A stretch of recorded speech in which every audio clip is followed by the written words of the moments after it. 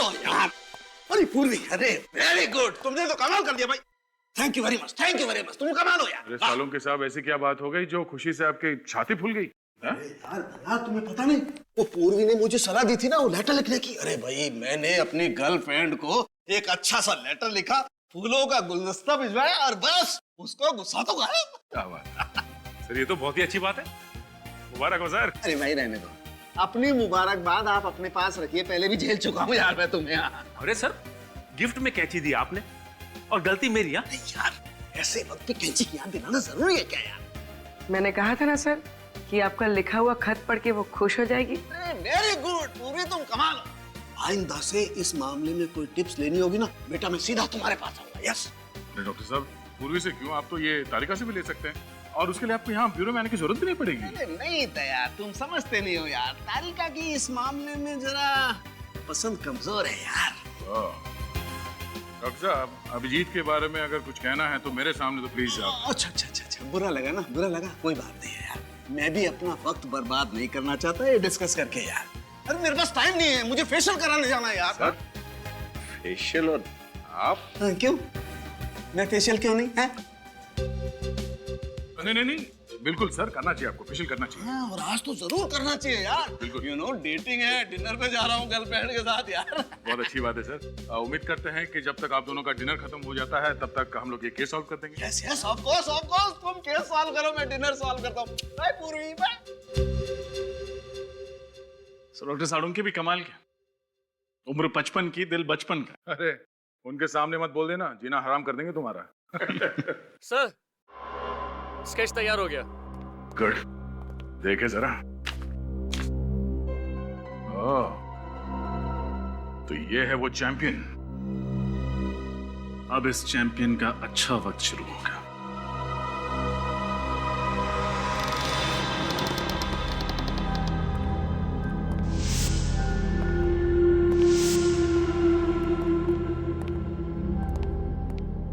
देखो कहां छुप के बैठा है।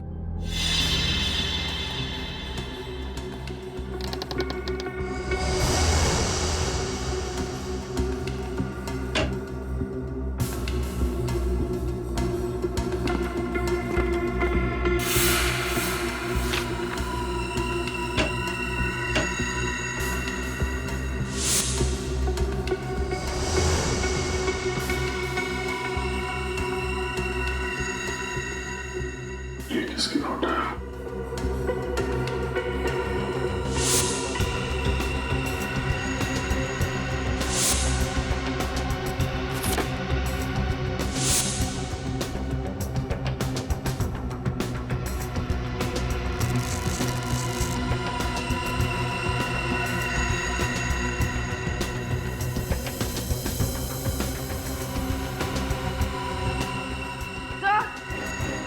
हाँ बोलिए।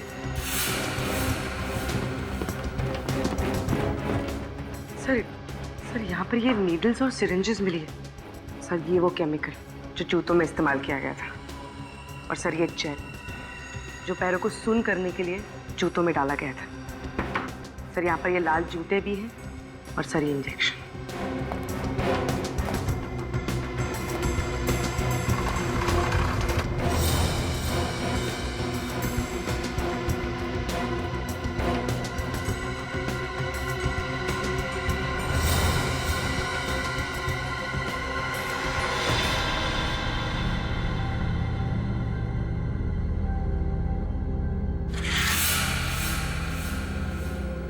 मतलब इन सब के पीछे पीयूष का ही हाथ है।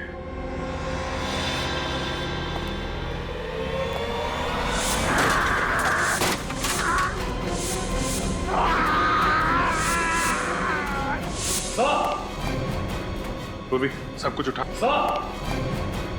पूर्वी, सब कुछ उठा लो। विनीत,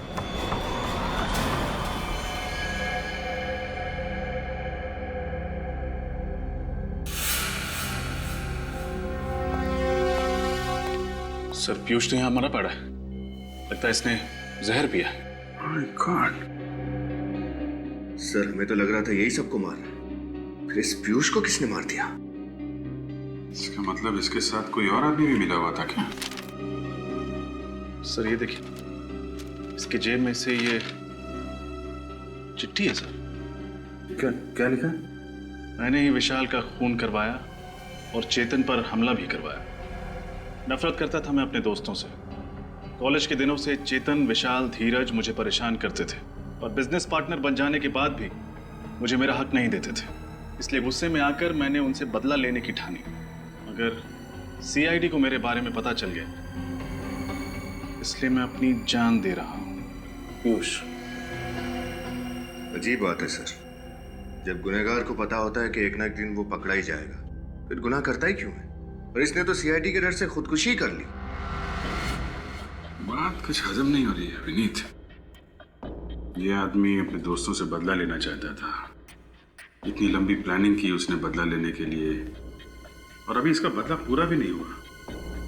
डर के मारे आत्महत्या करेगा क्या? सर, इसके हाथ और पैर पर ये निशान देखिए। रस्सी के बांधने का निशान। पीयूष को बांध के रखा था। लगता तो है सर, लेकिन जब ये ब्यूरो आया था तब तो कोई निशान नहीं था।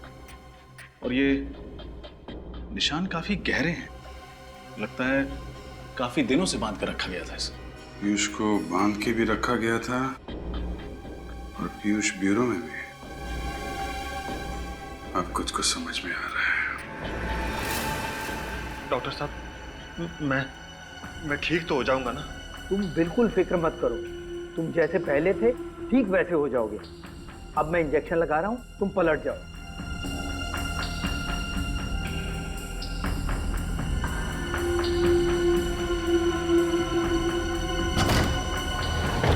कौन हो तुम लोग? सीआईडी, पीछे हटो। चेहरा बदलवाया जा रहा है, हैं? चेहरा चाहे पीयूष का हो या अमित का, अंजाम तो फांसी ही है। ये क्या बकवास कर रहे हैं आप लोग? ऐसी कोई बात नहीं है। जाने दीजिए मुझे। कहाँ जा रहे हो? चेहरा नहीं बदलवाओगे?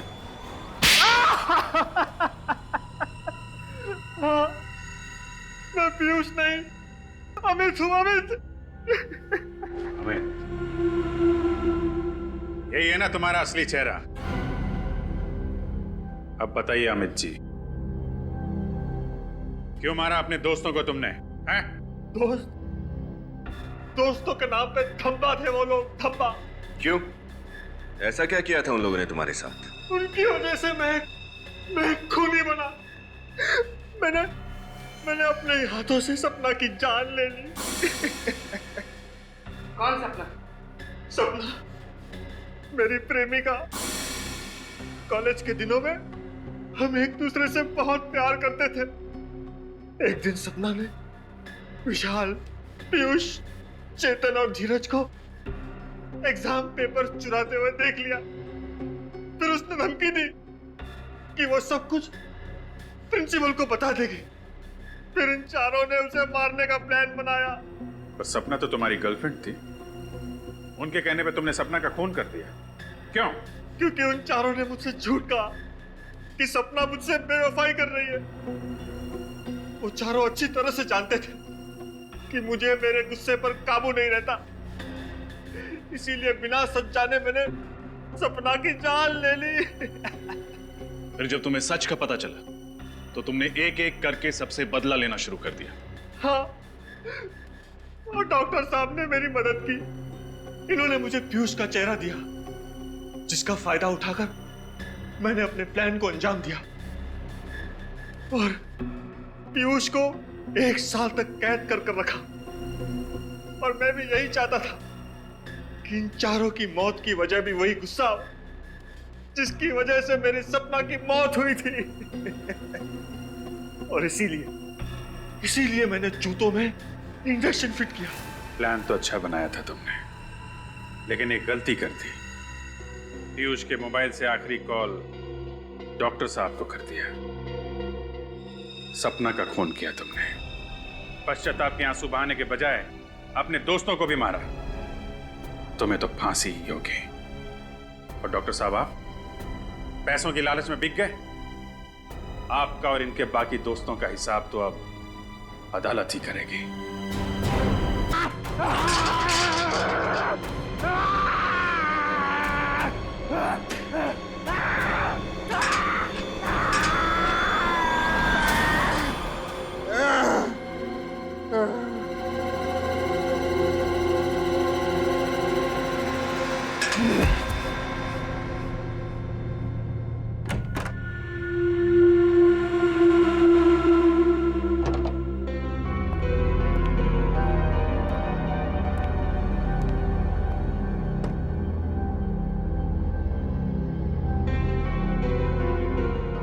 हैप्पी एनिवर्सरी प्रीति।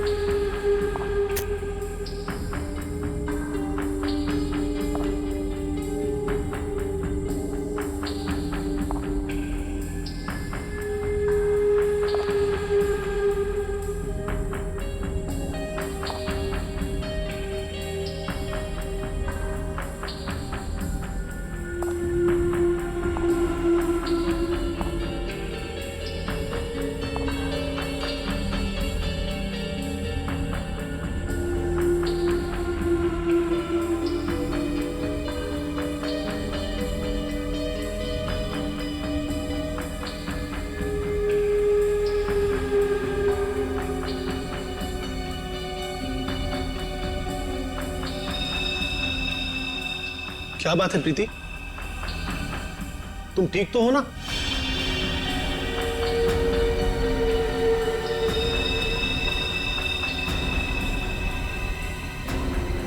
तुम कुछ बोलती क्यों नहीं?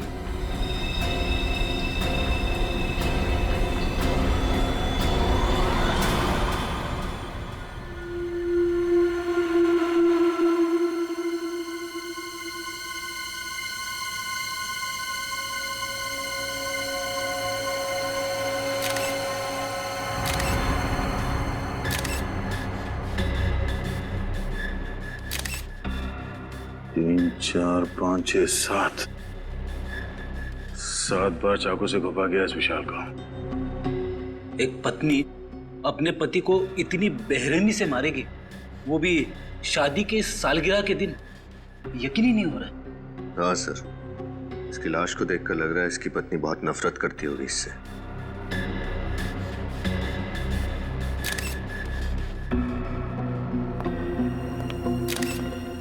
आप लोग कौन है विशाल के? हम लोग दोस्त हैं सर। दोस्त? कब से जानते हो तुम विशाल और प्रीति को? सर हम उन्हें कॉलेज टाइम से जानते हैं सर। इन दोनों के बीच रिश्ते कैसे हैं, संबंध कैसे थे? सर वो एक दूसरे से बहुत प्यार करते थे। आज तक कभी उन्होंने एक दूसरे से ऊंची आवाज में भी बात नहीं की थी। अच्छा, तो आज ऐसी क्या बात हो गई कि प्रीति ने विशाल को इतनी बेरहमी से मारा? कुछ समझ में नहीं आ रहा है सर। प्रीति ऐसा कैसे कर सकती है? सर विशाल आज सुबह बहुत खुश था।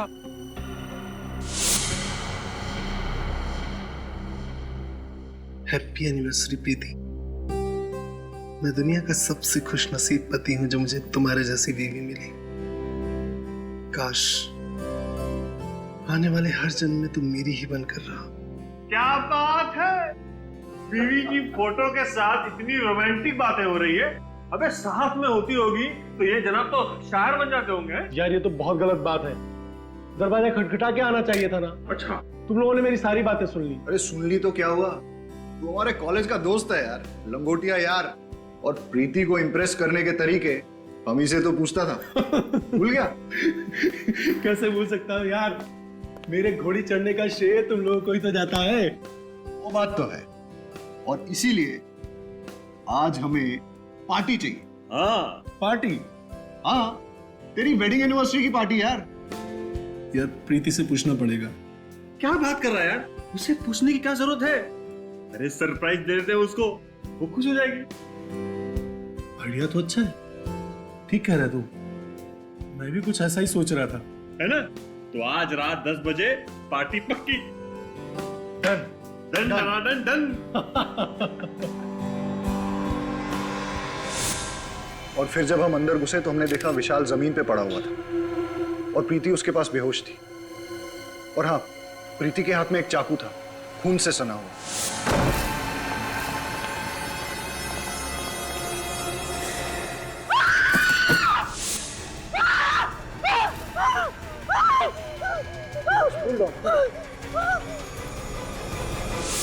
अच्छा, विशाल ने पिछले कुछ दिनों में प्रीति के बर्ताव के बारे में कुछ कहा कि वो किसी बात को लेकर टेंशन में थी या विशाल से किसी कारण वो परेशान थी? नहीं सर, विशाल ने कभी ऐसा कुछ नहीं कहा। हाँ सर, लेकिन वो ये कह रहा था कि आजकल वो प्रीति को टाइम नहीं दे पा रहा था। एक्चुअली काम में बहुत बिजी था। आखिरी बार आपने कब बात की प्रीति से? आज शाम को ही बात की थी मैंने उससे। वो बहुत खुश थी, बहुत ही खुश।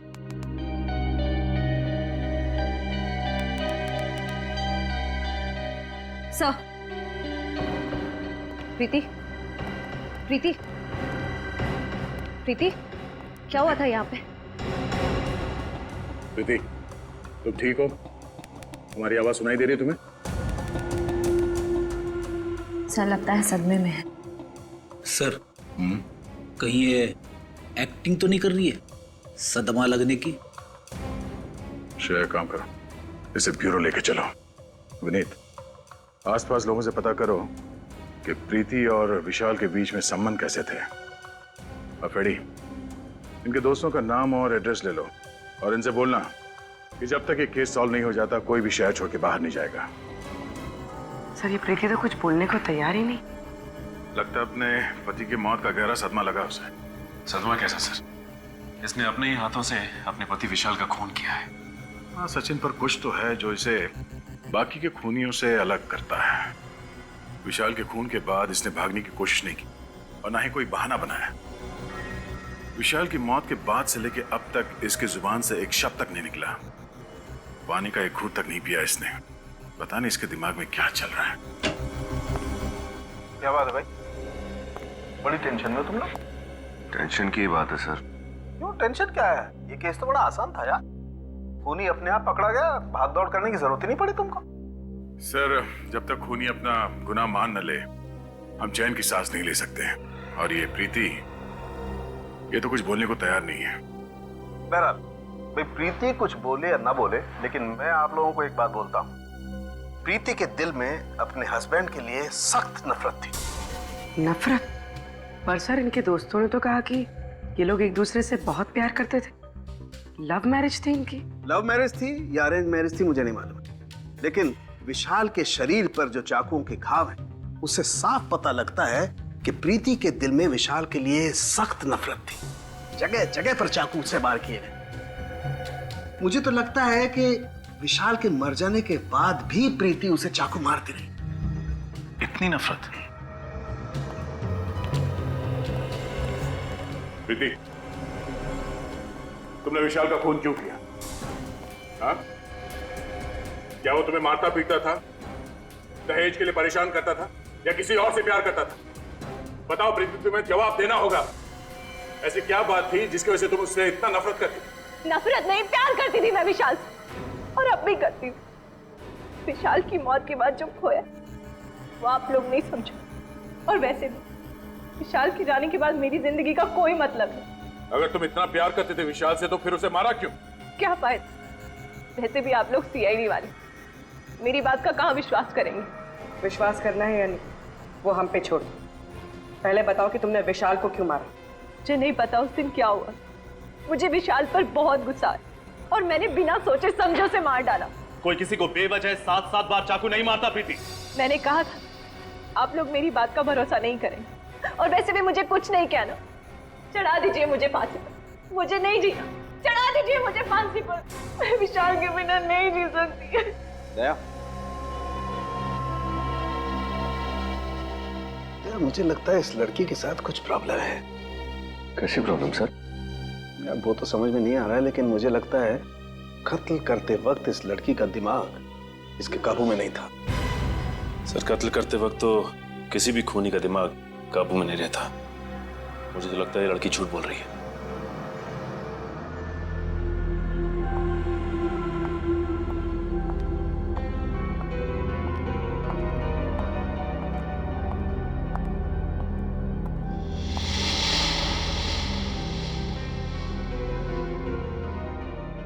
आ गई तू?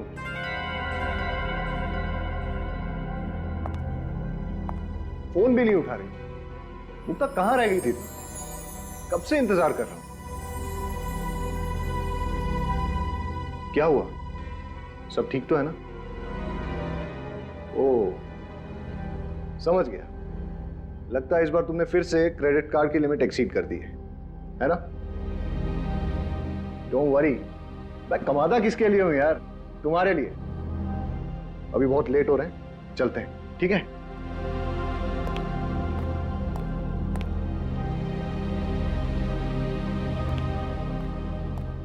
चलो, कम कम।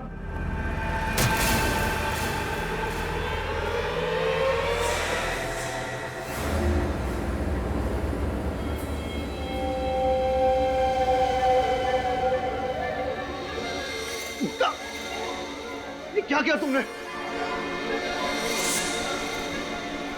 क्या कर रही हो ये?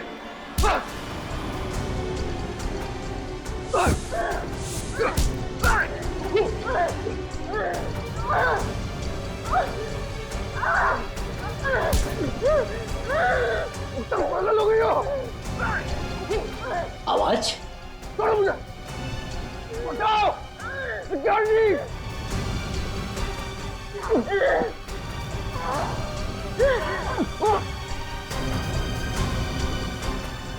छोड़ो, क्या कर रही हो? मैं क्या कर रही हूँ? अरे छोड़िए, आप क्या कर रही हैं? अरे छोड़िए मैडम। ठीक तो है ना सर? मुक्ता, ये क्या कर रही हो? पागल हो गई हो? होश में आओ।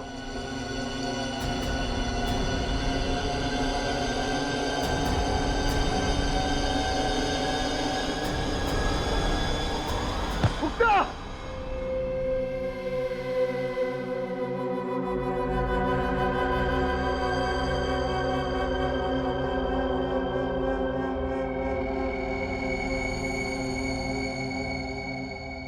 मुक्ता, अब कैसी हो तुम? मुझे माफ कर दो चेतन। पता नहीं मुझे क्या हो गया था जो मैंने तुम्हारे साथ ऐसा बर्ताव किया। इतनी चोट पहुंचाई है मैंने तुम्हें। अरे कोई चोट नहीं आई मुझे। देखो देखो, एकदम हट्टा कट्टा हूं मैं। हाँ, लेकिन मुक्ता आपने ऐसा किया क्यों? आपको ऐसे अचानक गुस्सा आने की वजह? मैं तो खुद हैरान हूँ, मुझे कभी गुस्सा आता ही नहीं है सर। और फिर बेवजह इतना ज्यादा गुस्सा कैसे आ गया मुझे कुछ समझ में नहीं आ रहा। मुक्ता ठीक कह रही है सर, मैंने इसे आज तक किसी से ऊंची आवाज में बात करते हुए नहीं देखा। गुस्सा होना तो बहुत दूर की बात है।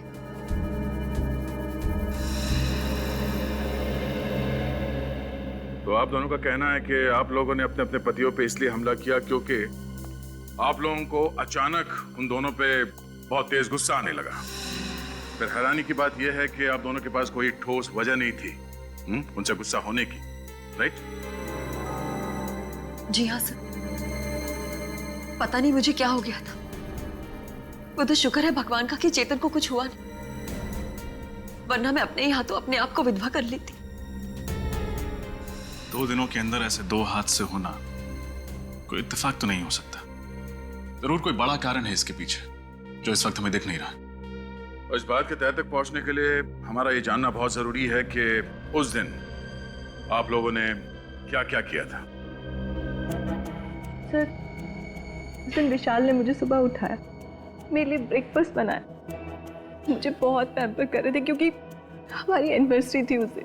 फिर उनके ऑफिस जाने के बाद मैं तैयार होकर बाजार गई। वहां मैंने विशाल के लिए एनिवर्सरी गिफ्ट खरीदा। उन्हें म्यूजिक बहुत पसंद था, इसलिए मैं उनके लिए स्पीकर्स लेकर आई और फिर मैं घर चली आई। अच्छा ये बताइए, उस दिन आपने बाहर कुछ खाया था? नहीं, मैंने लंच घर पर ही किया था। उसके बाद क्या हुआ? उस दिन जब मैं घर वापस आई तो दरवाजे पर एक गिफ्ट पार्सल पड़ा था और उसमें लाल रंग के जूते थे जिस पर विशाल ने एक नोट लिखा था, हैप्पी एनिवर्सरी। उसके बाद मैं विशाल के घर आने का इंतजार करने लगी। खुद को संभालने लगी, विशाल की पसंदीदा साड़ी पहनी और उसके वो भेजे हुए जूते पहने।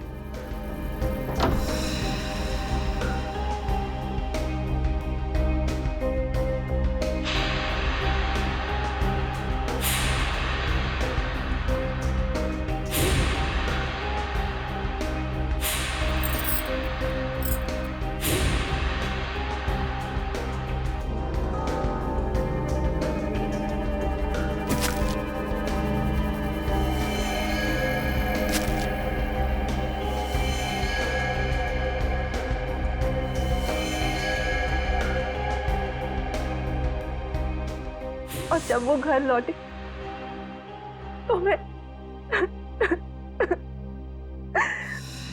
और मुक्ता जी, आपने क्या किया था उस दिन? सुबह होते ही मैं और चेतन घर से निकल पड़े। वो अपने ऑफिस चले गए और मैं अपने बैंक का काम खत्म करके मार्केट में ही घूमने लगी। फिर मैं एक जूते की दुकान में गई। ये बिल्कुल नया स्टॉक है मैम, आपको जरूर पसंद आएगा। ये है तो बहुत प्यारे, लेकिन क्या आपके पास इनमें लाल कलर है? नहीं मुक्ता जी, लाल कलर के जूते आउट ऑफ स्टॉक है। भाई साहब, मैं पार्टीज में ना सिर्फ लाल कलर पहनती हूँ, मंगा दीजिए ना। अरे क्यों नहीं मुक्ता जी, आपके लिए क्यों नहीं मंगवाऊंगा। मुझे शाम तक का वक्त दीजिए, मैं लाल कलर का जूता आपके घर पे भिजवा दूंगा। ठीक है, लेकिन 4 बजे तक भिजवा दीजिएगा। ओके? वही जूते पहन के मैं चेतन के ऑफिस गई और फिर ऑफिस। अच्छा ये बताइए कि आपने बाहर कुछ खाया पिया था क्या? जी हाँ, मैंने और चेतन ने लंच बाहर ही किया था। बोली, इन दोनों को अंदर ले जाओ। आई।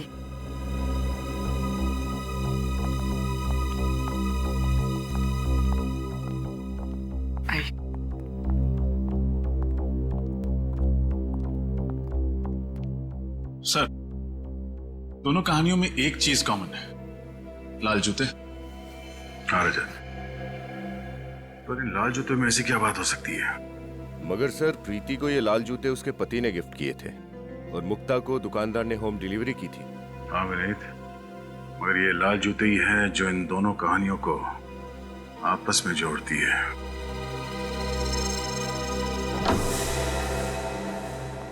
घर की अच्छी तरह से तलाशी लो, देखो लाल जूते कहीं मिलते हैं क्या।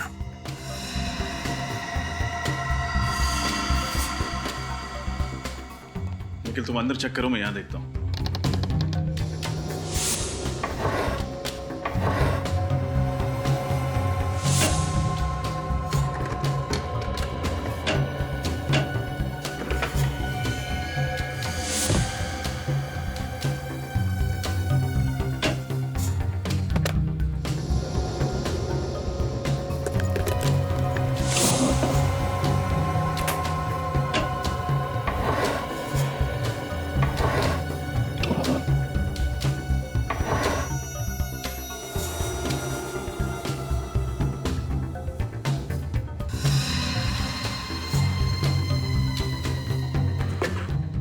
यहाँ तो कोई लाल कलर की लेडीज शू नहीं है।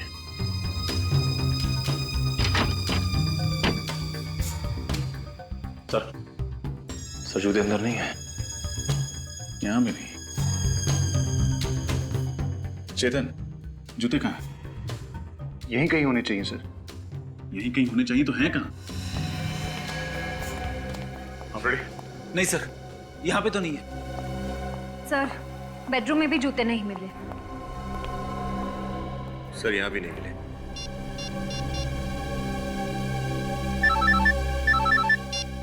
हाँ बोलो। हमने मुक्ता के घर को अच्छी तरह छान लिया, जूते नहीं मिले। इसका मतलब साफ है कि गड़बड़ उन जूतों में ही है, इसलिए हमारे पहुंचने से पहले खूनी ने वो जूते गायब कर दिए। ये लाल जूते गए तो कहाँ गए? सर, ये केतु है, मुक्ता जी के घर यही गया था जूते देने। सर मुझे कुछ नहीं मालूम सर, मैं तो सिर्फ जूते देकर वापस आ गया था सर। थोड़ा याद करके बताओ, जब तुम मुक्ता को उसके जूते देने जा रहे थे तो रास्ते में कुछ हुआ? शायद तुमने थोड़ी देर के लिए जूतों को लवारिस छोड़ दिया हो, या फिर किसी ने उन्हें बदल दिया, कुछ अलग, कुछ अजीब, कुछ भी।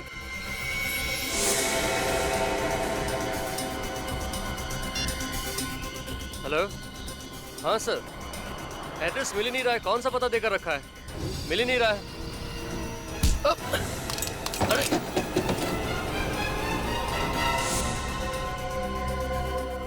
सर इसका मतलब जो आदमी केतु से टकराया उसने जूते बदल दिए? हो सकता है पंकज, और अगर जल्दी ही उन खूनी जूतों का राज पता नहीं चला तो शायद कुछ और पति मारे जाएंगे अपनी पत्नियों के हाथों।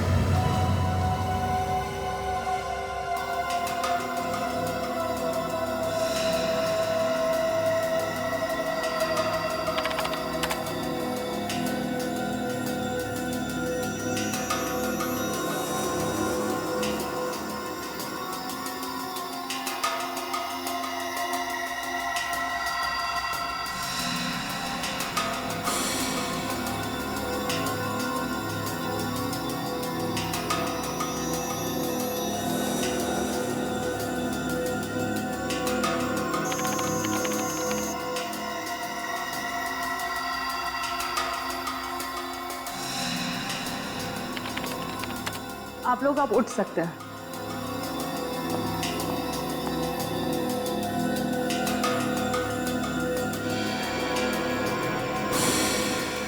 ओ, ये चक्कर है। क्या चक्कर है डॉक्टर साहब? अभिजीत, मुझे खूनी का पता लग गया है। कौन है सर? जूते। जूते? वही लाल जूते जो इन दोनों लड़कियों ने पहने हुए थे। डॉक्टर साहब, ये कैसे हो सकता है? रजत, उन जूतों में ऐसा कुछ खास था जिसकी वजह से जो भी उन जूतों को पहनता शायद खून करने लगता। मतलब सर, उन जूतों को अगर मैं पहनती तो मैं भी खून कर देती? शायद, चांसेस हैं। क्या बात कर रहे हैं डॉक्टर साहब? ऐसा क्या है उन जूतों में कि उन्हें पहन के एक आदमी खूनी बन जाएगा? मैं बताता हूं। हाँ, ये देखो, इन दोनों के पैरों पर ये छोटा सा इंजेक्शन का निशान। इसका मतलब ये है कि इंजेक्शन के जरिए कोई ऐसा केमिकल इनके शरीर के अंदर गया है जिसकी वजह से इन लोगों ने ऐसा वायलेंट रिएक्ट किया है। और ये इंजेक्शन इन्हें तब लगा जब इन दोनों ने वो लाल जूते पहने थे। अगर जूतों में इंजेक्शन था तो हमें महसूस क्यों नहीं हुआ? मतलब हमें चुभता ना, हमें दर्द तो होता। अभिजीत, शायद इंजेक्शन के साथ साथ उसमें एनेस्थीसिया भी था जिसकी वजह से इन दोनों के पैर सुन्न हो गए और इन्हें पता नहीं चला। तो बहुत बड़ी प्लानिंग की खूनी ने। लेकिन डॉक्टर साहब, ये इंजेक्शन था किस चीज का? हॉलीवुड क्रेडॉक। व्हाट? हॉलीवुड क्रेडॉक? हाँ सर। Oh my God. क्यों? ऐसा क्या है इस केमिकल में? ये एक ऐसा केमिकल है अभिजीत जो अगर इंसान के शरीर में चला जाए तो उसका ब्लड प्रेशर बहुत हाई हो जाता है, उसके दिमाग में तूफान मचने लगता है, उसे इतना ज्यादा गुस्सा आने लगता है कि वो अपने होश में नहीं रहता, बहुत ही हिंसात्मक, वायलेंट हो जाता है, पर ऐसी हालत में वो किसी का खून भी कर सकता है। मतलब सर बहुत ही खतरनाक केमिकल है। हाँ मीने, इसीलिए इस केमिकल पर बैन है। कई देशों में तो इस केमिकल को जानवरों पर इस्तेमाल किया जाता है, ये पता लगाने के लिए कि आखिर वो जानवर कितना वायलेंट हो सकते हैं। डॉक्टर साहब, ये बॉडी में जाने के बाद इस केमिकल को कितना टाइम लगता है असर दिखाने में? ज्यादा से ज्यादा 10 मिनट। 10 मिनट? लाल जूते और उसमें ये केमिकल वाले इंजेक्शन। सर, एक बात तो तय है, खूनी ने प्रीति और मुक्ता के बारे में अच्छे से रिसर्च की थी। वो जानता था कि मुक्ता का पसंदीदा जूतों का ब्रांड कौन सा है, इतना ही नहीं रजत, खूनी को अच्छी तरह से मालूम था कि कौन सा वक्त सही है उन दोनों के लिए, अपने पति विशाल और चेतन को मारने के लिए। हाँ सर, अगर ये खून करने की कोशिश इन लोगों ने उस वक्त की होती जब वहां लोग मौजूद थे, तब शायद इनका प्लान फेल हो जाता। बिल्कुल हो जाता कि वहां पे मौजूद लोग विशाल को बचा लेते। असली खूनी को अच्छी तरह से पता था कौन से वक्त पे इस जुर्म को अंजाम देना चाहिए। सर, ये प्रीति और विशाल का घर में अकेला होना तो समझ में आता है, लेकिन मुक्ता तो चेतन के ऑफिस में गई थी ना, तो उसे कैसे पता चला कि चेतन ऑफिस में किस वक्त अकेला रहने वाला है? इस मुक्ता से पूछ लेते हैं। सर, कुछ पता चला ये सब कौन कर रहा था? अभी तक तो नहीं, और आप लोग चिंता मत कीजिए, बहुत जल्दी असली गुनहगार हमारे सामने होगा। मुक्ता जी, एक बात बताइए, आप ठीक उसी वक्त कैसे पहुंची चेतन के ऑफिस में जब वो बिल्कुल अकेला था? सर, मैं तो 4 बजे जाने वाली थी, लेकिन इनका फोन आया था कि मैं 4 बजे ना जाके 6 बजे जाऊं। ये मीटिंग में बिजी थे। मतलब चेतन ने तुम्हें खुद 2 घंटे देरी से आने के लिए कहा? क्या कह रही हो मुक्ता? मैंने तुम्हें ऐसा कोई फोन नहीं किया था। मैं तो खुद हैरत में था कि इसे आने में इतनी देर क्यों हुई। अगर आपने फोन नहीं किया तो फिर किसने किया? ये फोन कॉल आपके मोबाइल पे आया था? नहीं सर, मेरे लैंडलाइन पे आया था। सचिन, पता करो 24 तारीख दोपहर 4 बजे के आसपास इनके लैंडलाइन पे किसका फोन आया था। अच्छा, आपने कहा कि लाल जूतों को पहनने के बाद आपको अचानक गुस्सा आया। ये लाल जूते की डिलीवरी कब हुई थी आपके पास? सर, जूते की डिलीवरी उसके दिए हुए टाइम से बहुत लेट हो गई थी। मैं गाड़ी में बैठ के ऑफिस के लिए निकल ही रही थी, तब जूते वाला आया था। और वो जूता पहना कब आपने? इनके ऑफिस के नीचे सर, जूते चेंज करके ही मैं ऊपर गई थी। लेकिन सर, अगर खूनी चाहता था कि मुक्ता नए जूते पहनकर ऑफिस जाए, तो वो आखिरी मिनट तक इंतजार क्यों करता? मतलब ये भी तो हो सकता था कि मुक्ता नए जूतों को गाड़ी में ही रहने देती और पुराने जूतों में ही चेतन से मिलने चली जाती। हो सकता रजत, पर उस दिन ये दोनों पार्टी में जाने वाले थे, तो शायद मुक्ता कार में जूते पहन लेती, और खूनी के पास अच्छा मौका भी था चेतन को मारने का, है ना, क्योंकि ये दोनों अकेले थे। पता नहीं हम दोस्तों के पीछे कौन हाथ धो के पड़ गया। हमने तो किसी का कुछ भी नहीं बिगाड़ा। चेतन, दिमाग पर जरा जोर डाली। कोई पुराना किस्सा याद आता है? कोई पुरानी दुश्मनी, छोटी ही सही, कोई भी ना? आप लोगों को किसी पे शक नहीं है? नहीं सर। सर, ये जुर्म तो एक उलझी हुई पहले की तरह होता जा रहा है। अगर इनका कोई दुश्मनी नहीं था, फिर कौन ऐसा होगा जो इतनी गहरी साजिश रचेगा इन दोनों को मारने के लिए? ये सब कुछ एक सोचा समझा हुआ प्लान है। खूनी ने ऐसा वापरा जैसे शतरंज के खिलाड़ी घोड़ों और ऊंट को वापरता है। हाँ सर, खूनी ने ये सब उन जूतों के जरिए किया है, उनमें इंजेक्शन फिट करके। इसका मतलब है वो जूते ऑर्डर देख के बनवाए गए थे, तभी तो सोल के नीचे इंजेक्शन रखने का जगह बना पाया वो। सर, फिर तो खूनी लेदर मार्केट भी गया होगा चमड़ा खरीदने। बिल्कुल गया होगा। उन सारी दुकानों में जाके पता करो जहाँ पे ये जूते बनते हैं या फिर उन्हें बनाने के सामान बेचे जाते हैं। सर, उस नंबर का पता चल गया सर। वो फोन चेतन ने नहीं बल्कि किसी अरुण कुमार ने किया था। अरुण कुमार? मुक्ता, आप किसी अरुण कुमार को जानती हैं? अरुण कुमार? नहीं सर, मैंने तो ऐसे किसी आदमी का नाम भी नहीं सुना। प्रीति, तुम? मैं किसी अरुण को नहीं जानती। शायद विशाल जानता हो। अगर विशाल जानते किसी को तो मुझे जरूर बताते। हाँ, अरुण कुमार। शायद एक अरुण था तो सही हमारे कॉलेज में, है ना? अरे नहीं, वो तो अरुण यशोधन था, अरुण कुमार नहीं। आप सब में से कोई भी अरुण कुमार को नहीं जानता, मगर वो आप सबको अच्छी तरह से जानता है। विशाल को क्यों मारा तुमने? मारा मतलब सर? विशाल? कौन विशाल सर? ये विशाल। अब कुछ याद आया? नहीं सर, इस आदमी को तो मैं पहली बार देख रहा हूँ। अच्छा, इसे तो जरूर पहचानते होगे। नहीं सर, अब ये कौन है? ये चेतन है। चेतन बन के उसकी वाइफ को फोन करते हो और कहते हो चेतन को ही नहीं पहचानते। कमाल है। सर, मैं किसी और की वाइफ को क्यों फोन करूंगा सर? मेरी खुद की वाइफ है फोन करने के लिए। झूठ मत बोलो। फोन रिकॉर्ड से हमें पता चला है कि कल शाम 4 बजे तुमने ही मुक्ता को फोन किया था। मुक्ता? सर मैं इनमें से किसी को नहीं जानता। कौन है ये सब सर? और कल 4 बजे? हाँ सर, 1 मिनट। मैं कल शाम को 4 बजे बाजार गया था और एक आदमी ने मुझसे फोन मांगा था एक कॉल करने के लिए। एक आदमी को दिया था फोन कॉल करने के लिए। बड़ी अच्छी कहानी बना लेते हो। मैं कहानी नहीं बना रहा हूँ, आप खुद सोचिए, अगर मुझे जुर्म करना होता तो मैं खुद का फोन क्यों इस्तेमाल करता? किसी पीसी या किसी और फोन से कॉल नहीं कर सकता था क्या? उस आदमी की शक्ल याद है तुम्हें जिसने तुमसे तुम्हारा फोन मांगा था? नहीं सर, थोड़ा जल्दी में था तो ज्यादा ध्यान नहीं दिया मैंने। ठीक है, अगर तुम्हारी ये कहानी झूठी निकली तो तुम अपने बच्चों को कहानी सुनाने लायक नहीं रहोगे।